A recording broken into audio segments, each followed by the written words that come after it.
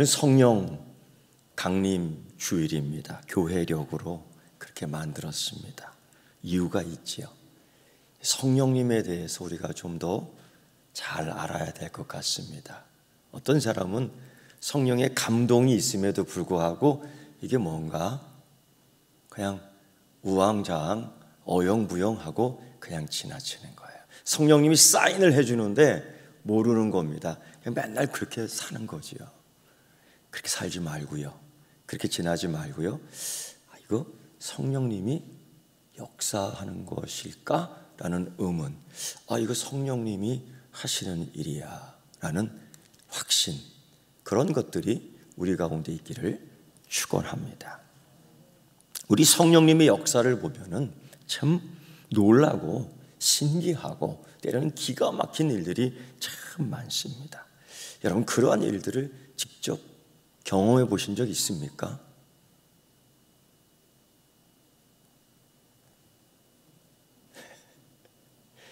찾아볼까요?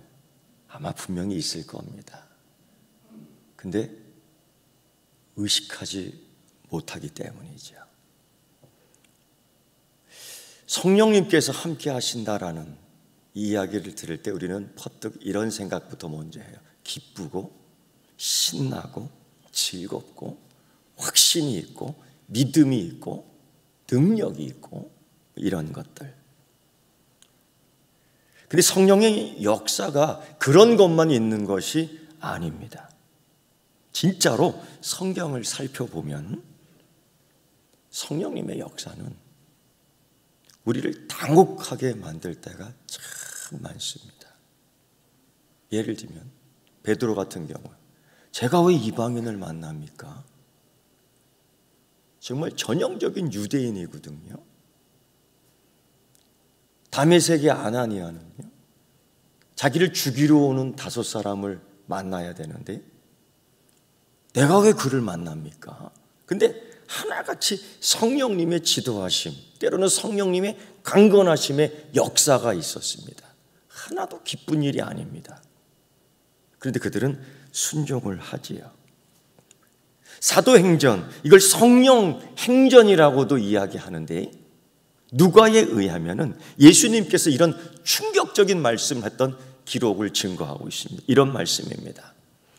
오직 성령이 너희에게 임하시면 너희가 권능을 받고 예루살렘과 온 유다와 사마리아 땅끝까지 이르러 내 증인이 되리라. 여기 충격적인 것은 우리가 성령을 받는다고요? 그 성령 말입니다. 하나님이 선지자에게 주셨던 그 성령 말입니다. 그 성령. 우리도 엘리야처럼 그 권능을 받는다고요? 이렇게 생각하죠.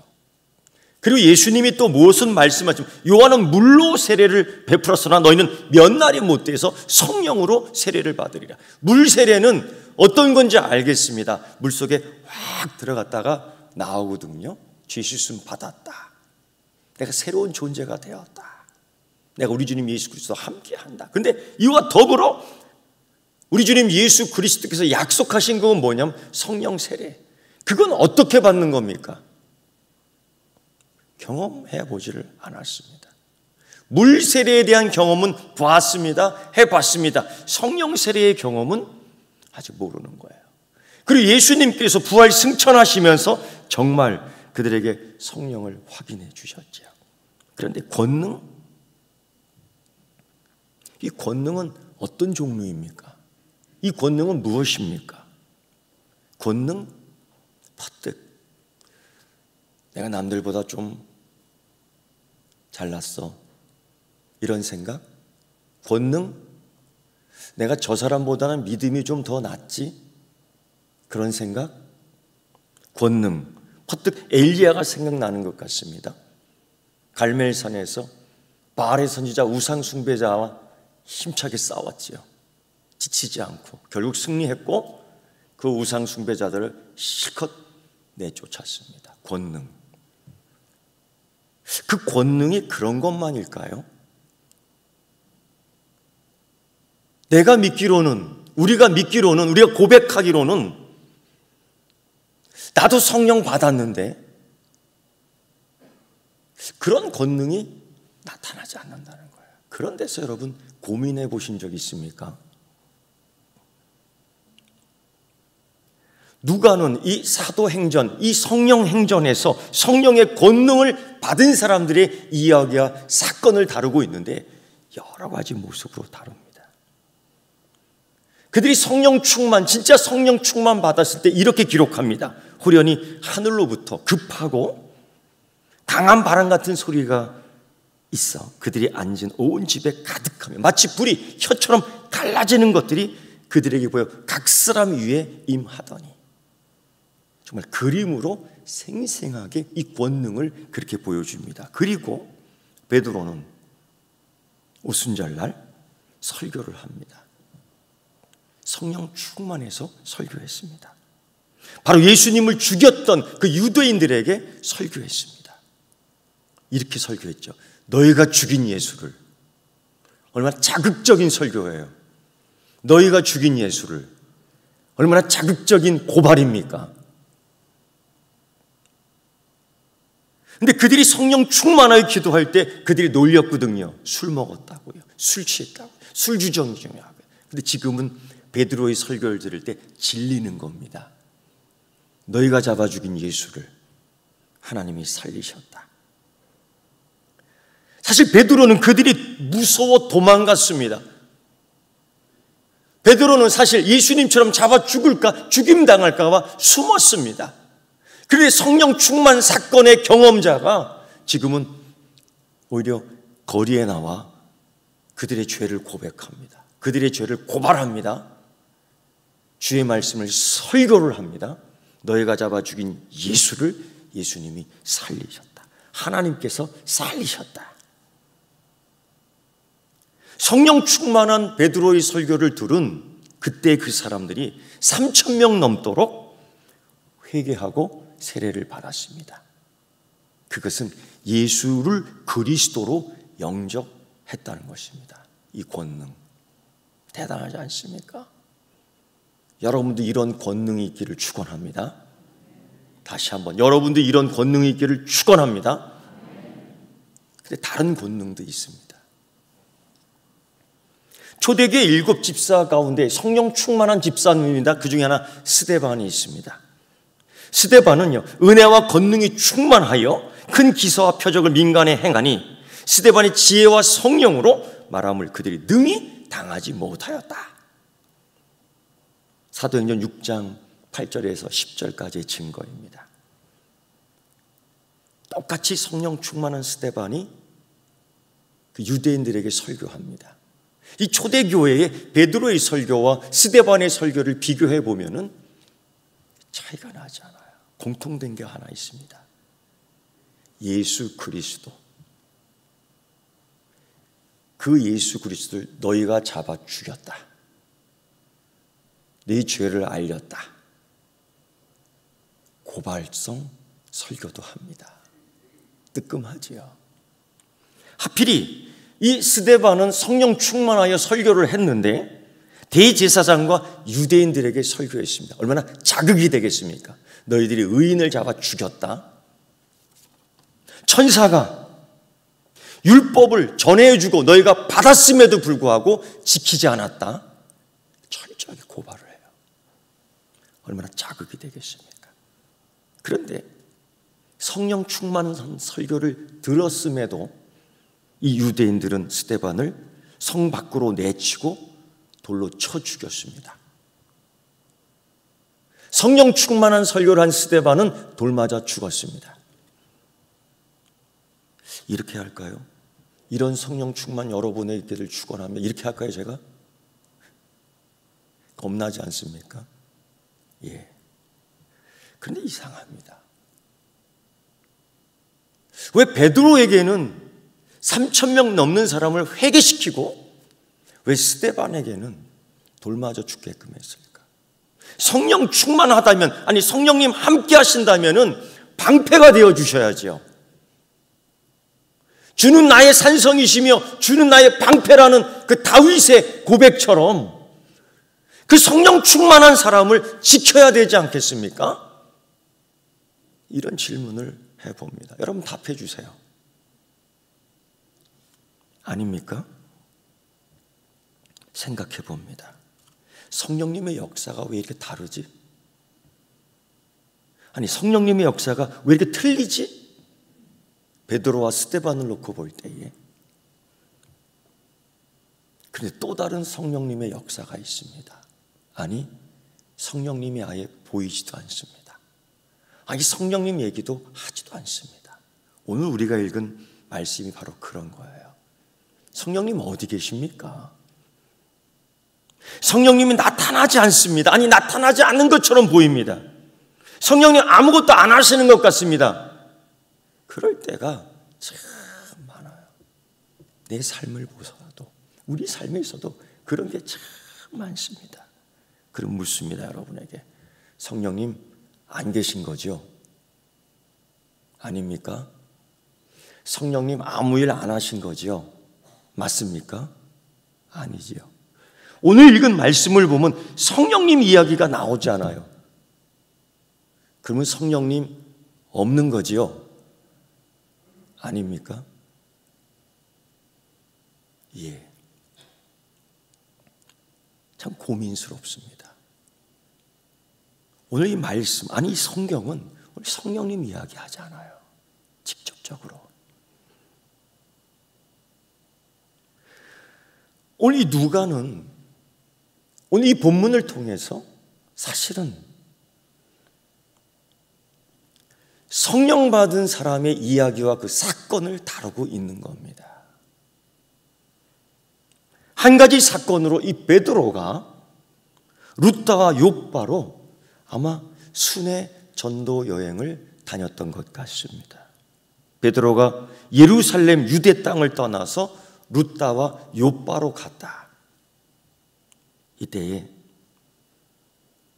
그의 출발, 그의 여정 속에 성령님께서 역사하셨다라는 자료를 찾아볼 수가 없습니다. 성경은 그렇게 이야기하지 않습니다. 마치 빌립 집사가 이디오피아 사람 간다게 여왕 네시를 만나는데 그 만남에 주선을 한 것은 성령님의 역사였습니다. 매우 강건적이었죠. 다메섹의 아나니아가 5 사울을 만나게 되는데 정말 누구든 다 회피했고 그 사람 만나는 걸 꺼려했을 때에 성령님께서 아나니아에게 뭐라고 얘기하냐면 내가 택한 나의 그리스도라고 얘기합니다. 그랬기 때문에 그를 만났고 그를 위해 기도했고 그의 가운데 성령 충만함 받았고 치유함을 받았고 세례를 받았고 다소의 다메섹에 있는 성도들과 교제를 할 수 있었던 겁니다. 그런데 오늘 이 베드로의 순회 전도 여행에는 성령의 이야기가 나오죠. 성령님께서 보내셨다. 성령님께서 만나게 하셨다. 성령님께서 치료하셨다. 전혀. 이때 루다에서 베드로는 우연히 에니아라는 8년 동안 중풍병자 걸린 여인을 만나게 됩니다. 이 사람은 제자도 아니고 그리스도인도 아니고 그냥 동네 여자입니다. 예수 그리스도를 모른다는 겁니다. 믿음 얘기할 필요 없다는 겁니다. 8년 동안 중풍병을 앓았다 생각해 보십시오. 어떻게 그를 만나게 됐는지 성경은 설명하지 않습니다. 우연히 만났을까요? 그녀의 삶은 참으로 8년 동안 암울했습니다. 누군가 옷을 입혀줘야지 옷을 입을 수 있었고요. 누군가 옷을 갈아입혀줘야지 갈아입을 수 있었고요. 누군가 화장실 데려가야지 모든 것들을 처리할 수 있었을 거고요. 누군가 먹여줘야지 먹을 수 있었을 거고요. 누군가 옮겨줘야지 옮겨질 수 있었던 겁니다. 8년 동안 그렇게 생활했습니다. 그러니 얼마나 힘들었겠습니까? 그러니 얼마나 몸에서 냄새가 났겠습니까? 온몸의 근육은 다 빠져나갔을 거예요. 가죽과 뼈만 있었을 것 같습니다. 그런 여인을 베드로가 그런 여인을 만나게 된 겁니다. 이때 베드로가 어떻게 행동하는지를 살펴볼 필요가 있지요. 오늘 이 말씀 속에서 이렇게 얘기합니다. 아직 예수 그리스도를 모르는 그 룻다의 에니아에게 이렇게 얘기합니다. 예수 그리스도께서 너를 낫게 하시니. 9장 34절의 말씀이에요. 그 전에 베드로는 길거리에 안진뱅이 거지에게 그랬지요. 나사렛 예수 그리스도의 이름으로 명하노니 걸어라, 뛰어라 라고 말씀한 적이 있습니다. 베드로는 예수를 그리스도와 연결시켰던 고백자입니다. 충분히 경험했으니까요. 그냥 그 얘기만 합니다. 예수 그리스도께서 너를 낫게 하시니. 그냥 딱 이 말씀만 했어요. 사도 베드로는 이 기적을 통해서 자신을 표현하지 않았습니다. 사도 베드로는 이 기적을 통해서 쇼를 하지 않았습니다. 기독교적인 쇼. 그런 거 하지 않았습니다. 자신의 행동을 본 구경거리 삼아서 사람 모아서 봐라 촬영하지도 않았습니다. 녹화하지도 않았습니다. 단지 그냥 이렇게 예수 그리스도께서 너를 낫게 하시니. 그리고 에니아에게 너의 이부자리를 다 정리하고 나오라 그랬습니다. 어떤 조건도 없습니다. 왜? 아직 예수 그리스도에 대한 믿음이 없는 여인이기 때문에 믿음 얘기해봤자 필요 없는 거죠. 이때 믿음이 조건이 안 됩니다. 믿음은 조건이 아닙니다. 믿음은 병 나을 수 있는 조건이 아닙니다. 하나님의 선물입니다. 마찬가지로 이 치료도 선물입니다. 오늘 예수 그리스도께서 네가 낫기를 원한다. 그런데 그 말씀 속에서 성령님이 역사하셨다. 성령님이 발끝부터 머리끝까지 통과하셨다. 뭐 이런 말씀이 아예 없습니다. 반응이 없습니다. 그런데 그런 일이 일어나죠. 그 여인을 보고 많은 사람들이 예수님께로 돌아옵니다. 이런 사건 속에서 성령님이 역사하고 계신다는 것을 볼 수 있습니까? 성경에는 없는데요.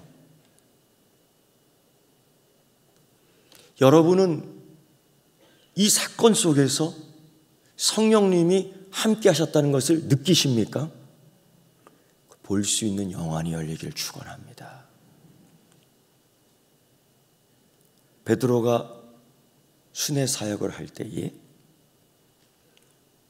또 들리는 곳 요바도 있습니다. 이 요바는 참 기억이 있습니다.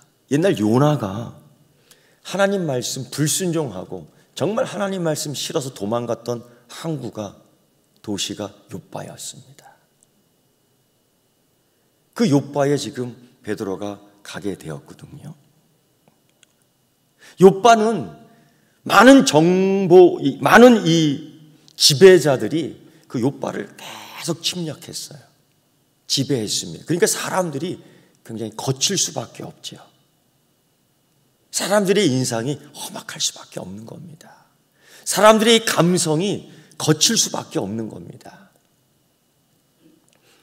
결국 로마 황제 가이사는 이 요바 이 땅을 헤롯에게 주고 말아요. 그거 귀찮거든요. 사람들이 거칠거든요.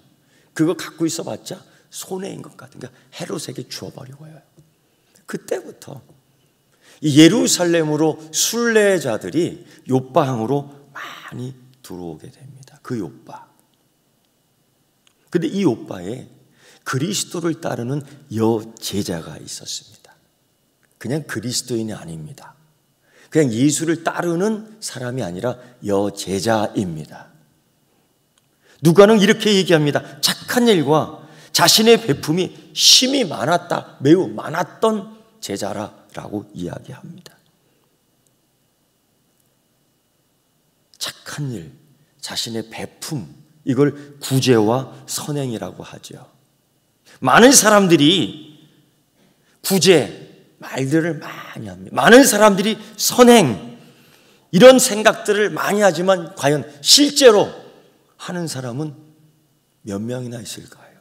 동정은 하지만 자기 손으로 자기 것으로 섬기며 봉사하는 사람은 과연 몇 명이나 될까요?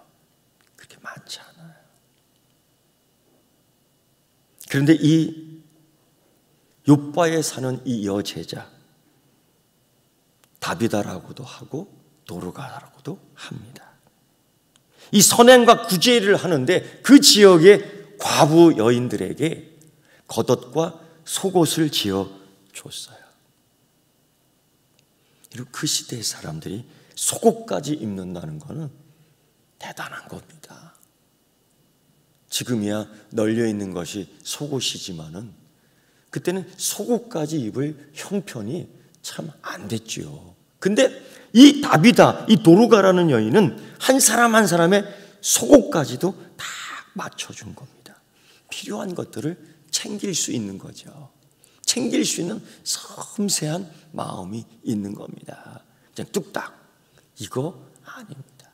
이 섬김과 봉사, 여기에는 자기 희생이 항상 들어가지요. 이런 일을 할 때에 이 도르가에게서 성령 충만한 은혜를 살펴볼 수 있겠습니까? 여러분, 이 일을 하는 이 여인에게 있어서 이 여인은 성령 충만했다 라는 사실을 감지할 수 있겠습니까? 여러분, 이 은사를 뭐라고 그러느냐? 서로 돕는 은사라고 고린도서 12장에 나옵니다. 이 은사. 여러분, 이런 은사가 여러분에게 있기를 축원합니다. 권사님, 집사님에게 더 많이 있기를 축원합니다. 이거 자기 거로 하는 거예요. 이거 쉽지 않은 은사입니다. 이런 은사를 하는 교회가 되기를 축원합니다. 그런데 성령님께서 충만하게 하여 이렇게 했다라는 구절이 없어요. 그냥 했습니다. 이 여인의 삶이, 이 여인의 몸에 밴 삶이 사실은 성령의 충만함으로 살았던 증거입니다. 이거를 바라볼 수 있어야 돼. 찾을 수 있어야 됩니다. 그런데 여러분, 이건 또 어떻습니까? 그렇다면 성령의 은사, 성령 충만한 은사, 착한 일과 자신의 베품을 심히 많이 한 이 여제자가 병들었습니다. 어떻게 섬김, 어떻게 봉사, 어떻게 자기 희생을 했던 이 여인이, 이 제자가 병들 수 있습니까? 성령님, 성령님의 은혜, 성령님의 은사를 가지고 이렇게 열심히 봉사하고 섬김 생활을 했는데 어떻게 병들 수 있겠습니까? 여러분, 이런 질문을 한 번쯤은 해봐야 되지 않습니까? 어떻게 스데반이 성령 충만해서 설교했는데 그들은 회개하지 않습니까? 성령 충만 설교를 했는데 그들이 어떻게 돌을 들어 던집니까? 하나님, 이런 질문을 해봐야 될 것 같습니다. 그런데 병들 뿐 아니라 죽었습니다. 제명에 못 살았습니다.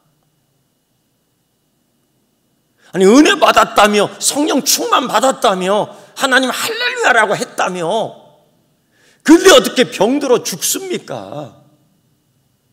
이게 이해가 되지 않아요. 성령님, 거기 계시는 겁니까?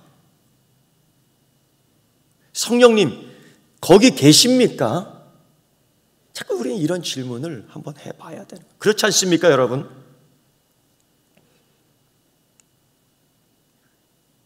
예수님을 구주로 고백하지만은 우리의 삶이 형통하지 않을 때가 있습니다. 예수 그리스도를 믿고 한 걸음 한 걸음 나오지만은 순종하지 않을 때가 있습니다. 우리는 이렇게 기도했지만은 하나님께서 엉뚱한 방향으로 인도하십니다.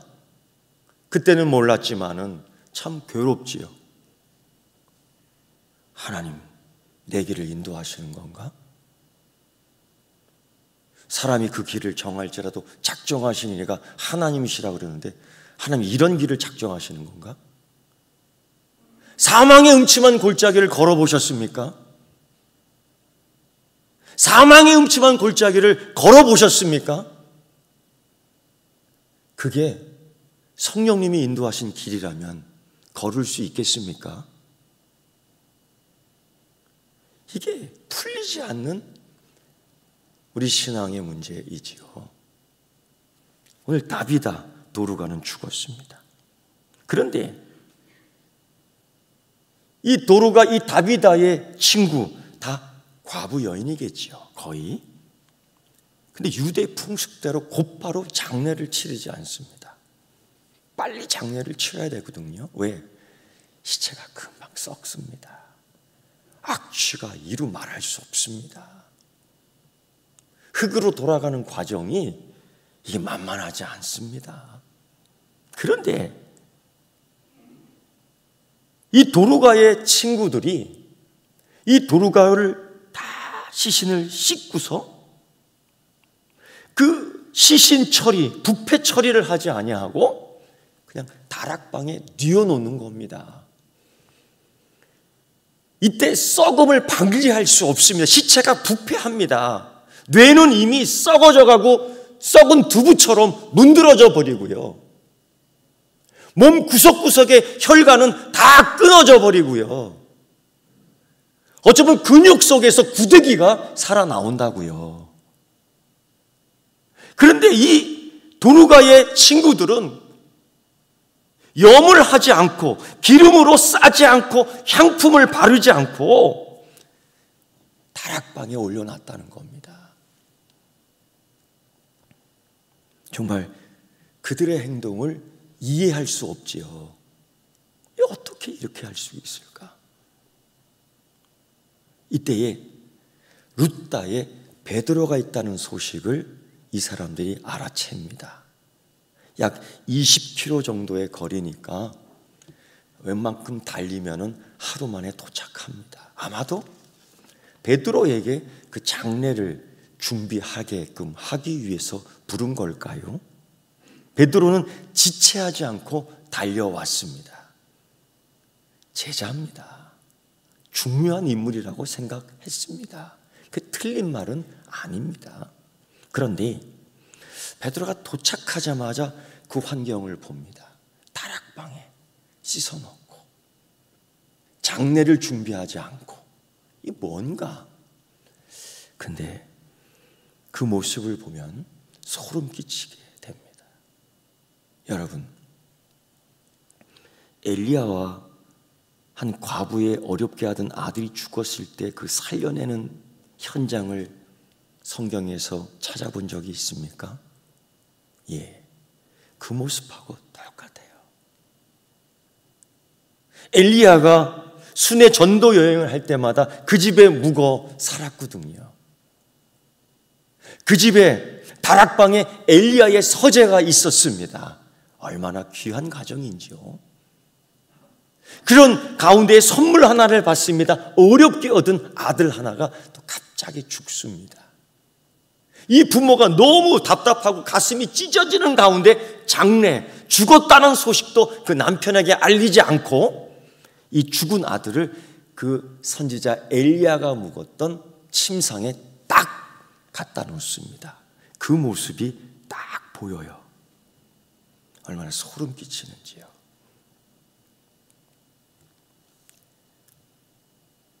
예수님 공생애 때도 아예 죽은 자를 살린 일이 몇 번 있습니다. 예수님이 제자들과 나인이라는 동네에 들어갑니다. 그 동네에 들어갈 때에 장례 행렬과 마주칩니다. 부정타지요. 정상적인 일반적인 유대인이라면 피해서 갔을 겁니다. 예수님은 가까이 쪼벅쪼벅 가며 장례 행렬을 멈춥니다. 그 아이의 죽음, 외아들의 죽음, 과부 아들의 죽음 거의 비슷한 환경인 것 같습니다. 이 과부 여인은 이 아들이 소망이었고, 이 과부 아들은 이 아들이 희망이었고, 이 과부 아들은 그 아들이 능력이었습니다. 근데 이게 산산이 다 찢어지고 벗겨지고 사라지게 된 겁니다. 얼마나 슬프겠습니까? 얼마나 답답하겠습니까? 예수님은 아무 대가를 바라지 않아요. 아무 조건을 요구하지 않아요. 이때도 마찬가지죠.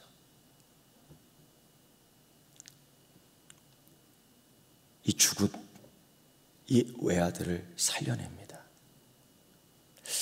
아마도 이게 아빠의 마음인 것 같아요.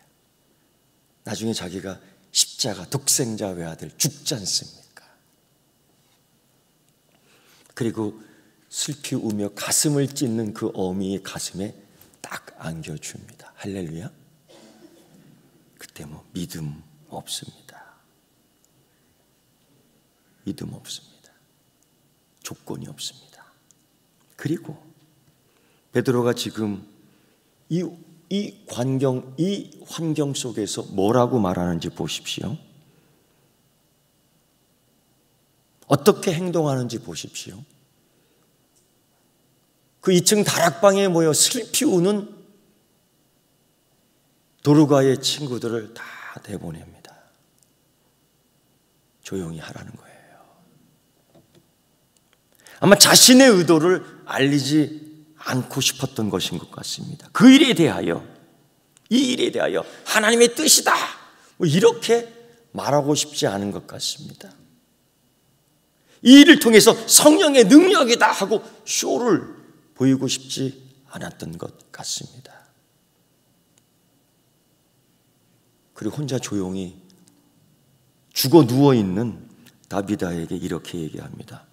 다비다야, 일어나라. 우리 한번 이렇게 고백할까요? 내 영혼아, 일어나라.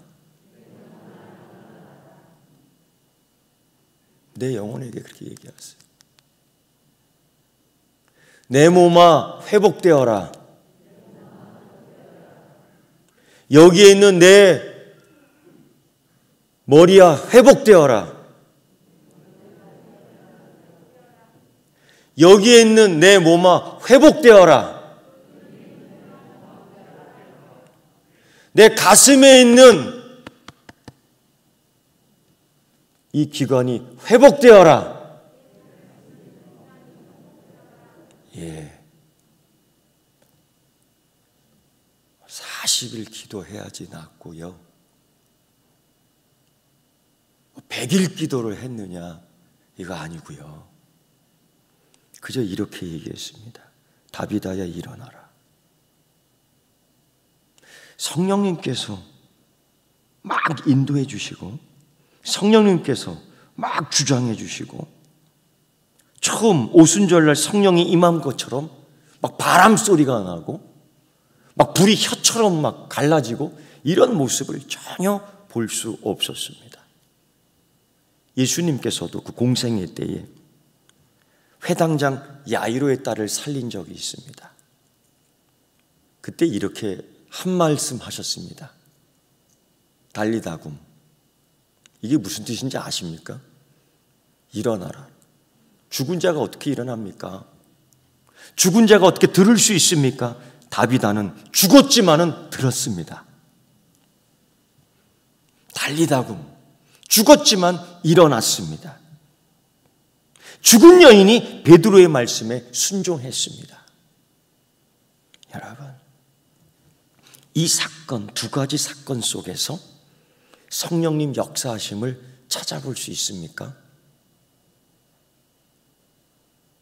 오늘 이 성경에는 성령께서 이렇게 역사했다 라는 구절을 찾아보지 못해요. 집사님 찾아볼 수 있습니까? 네. 이 예배의 자리에 성령님이 임하신 걸 찾아볼 수 있습니까? 베드로가 룻다와 욥바에서 고치고 살릴 때에 그는 너무도 조용했습니다. 요란하지 않았습니다. 성령님 이야기는 하지도 않았습니다. 그런데도 성령님과 함께하고 있는, 베드로와 함께하는 성령님을 감지할 수 있겠습니까?